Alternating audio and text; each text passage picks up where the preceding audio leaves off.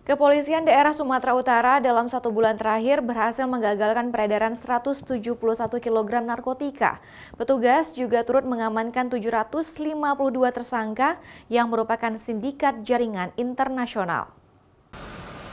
Pengungkapan kasus narkotika ini merupakan bagian dari operasi Antiktoba 2019 yang berlangsung sejak pertengahan bulan Oktober lalu. Pihak kepolisian berhasil menggagalkan peredaran narkotika jenis sabu seberat 22 kg, 113 kg narkotika jenis ganja, dan 2.483 pil ekstasi dengan berat kurang lebih 1 kg yang keseluruhannya merupakan jaringan pengedar di Sumatera Utara. Dalam operasi terpisah, Ditres Narkoba Polda Sumatera Utara kembali menggagalkan peredaran narkotika jaringan Provinsi Aceh, Sumatera Utara, dan mengamankan 35 kg narkotika jenis sabu dan 7 orang tersangka. Para tersangka merupakan bagian dari sindikat jaringan internasional, di mana narkotika jenis sabu diperoleh dari Malaysia. Sumatera Utara bukan hanya menjadi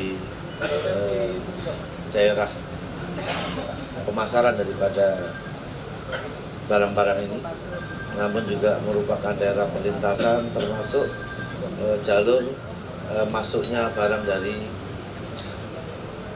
wilayah Malaysia.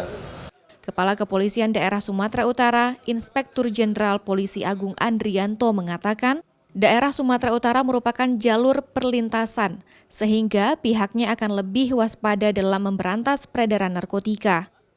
Atas perbuatannya terhadap para tersangka diganjar dengan pasal 111 ayat 2 dan atau pasal 112 ayat 2 junto pasal 132 ayat 1 Undang-Undang Republik Indonesia nomor 35 tahun 2009 tentang narkotika dengan ancaman maksimal hukuman pidana mati. Roganda Malau, Kompas TV, Medan, Sumatera Utara.